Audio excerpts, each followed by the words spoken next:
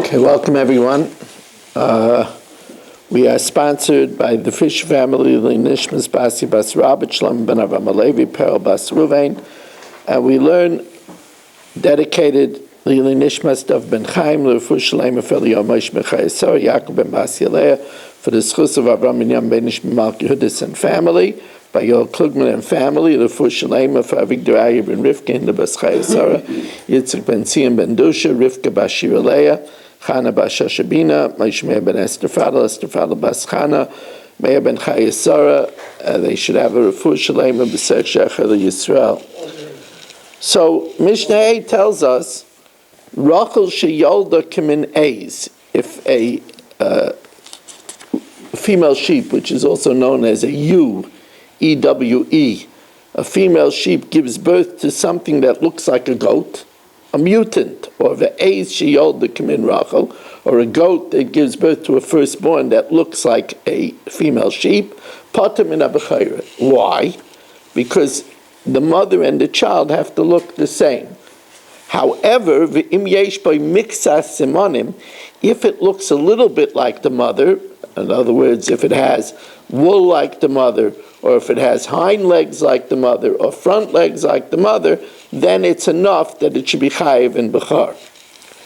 Now here, Rachel shaloi bikra, if a female sheep never had a bechar, and then v'yolda shnei zecharim, and then it gave birth to twins, and the two heads came out at the same time. V'yatzu shnei rashein ke'echad. The two heads came out at the same time. So Rabbi Yossi Glili Omer, so you have to give both to the Kain. They were both born at the same time. They're both firstborns. You have to give them both to the Kain. So Rabbi Yossi Glili Omer shneim la'Kain. They both go to the Kain. Shenemer hazecharim la'Hashem. So you see that there's a use of a plural. Hazecharim la'Hashem. V'chacham oimim, no, it's efshel l'tzamtzem. V'chacham oimim efshel ele echad loy ve'echad l'Kain. He keeps one, because one was born first. He keeps one, and one goes to the Kain. Now the shaila is, which one goes to the Kain? Does the Kain get the better one? Does the Kain get the worst one? So Reb Tarfon has an interesting svar. Reb Tarfon says the stronger one probably came out first.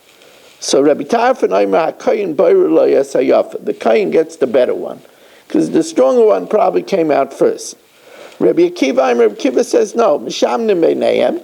We look at the difference, and the Yid gets the better one. The Yisrael gets the better one because the Kain is the Maitzi, and HaMaitzi Mechaveira Varaya. So he gives the Shvacher one, or according to Reb Tarfon, the better one to the Kain. Now the other one still is a Safek Bechar, because maybe it came out first.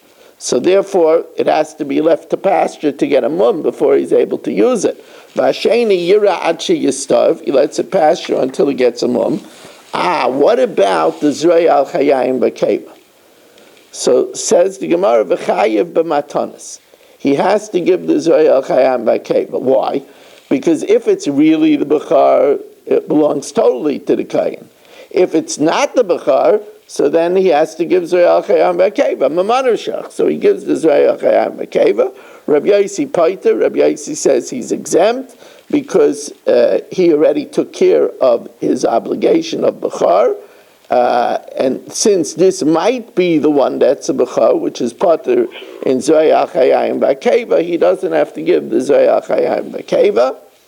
What happens if Meis Echad Mehem? What happens if one of them dies? So Reb Tarfon says the remaining one, they split it, because maybe it's the Bechar and it belongs to the Kain, maybe it's not, it belongs to him, so they split it. Rabbi Kiva says no. Since maybe it was the Bechar that died, the Kain has no claim that it's his, and the Kain is a Maitzi, Mechavel Varaya. Zachar and the Keva. Let's say the twins were Zachar and the Keva, and you don't know which one was born first. So here again, since you don't know which one was born first, the Kain is the Maitzi, and he can't prove it. So Ein Kan L'Kain Klum. However, you have to let them pasture until they get a mum, because you don't know which one was, not both of them. The Nekev is obviously not a Bchor, but the Zachar you have to let pasture until it gets a mum before the Yisrael could eat it, because maybe it is Bchor and it would have Kedushas Bchor, so he has to let it pasture until it gets a mum. I'm going to talk about it on Shabbos, but I want to mention it now, even just for everybody that's here to hear it. I had a very scary incident today. I get a call, and they tell me it's Chase Fraud Banking. And he says that somebody tried to use your card in Shore City, in a Burlington coat factory, and then he bet on on one of the fan services. And we're calling, to tell you, and he used also one of your credit cards. And then the guy sent me with the Chase logo onto my phone to verify that he's from Chase. And he started talking to us. And the only thing that bothered me is I asked him for identification, and he said, I sent you the Chase logo. So when he said that to me, I immediately called my banker in Chase, and I asked him, and my banker called Chase Fraud, and they told me he's a scam. But I already had given him some information. So I had to go down to the bank, I had to shut all my accounts, I had to tear up all my cards, and now it's going to be a whole Chad Gadya reversing all my automatic payments. But the bank said to me, here's the rule. If they call you and they say Chase Fraud, take the back of your card right away, call Chase Fraud and verify it.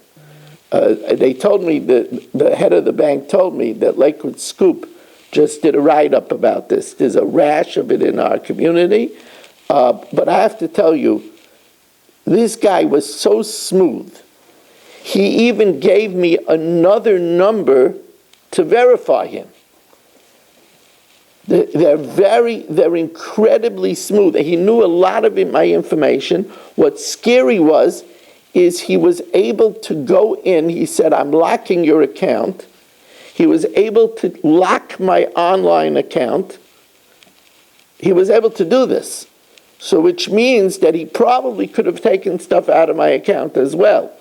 So I ran over to the bank, and I was at the bank an hour and a half because, he had one of the shul accounts. He had the Beitar account. It's amazing. I had to change all the accounts, different account numbers, and all the debit cards are being ripped up and shredded. It's really, you have to be very careful not to give out any information over the phone. On the other hand, there is fraud, and that's a problem too. So you have to know when it is and when it's not. But before you do anything, you have to verify it. Look, the reason why I have a suspicious nose is because last year they got into my account and they cleaned me out. But that I got back because I didn't give any information. But when you give the information, they're not liable. When you give the information, then you were taken in.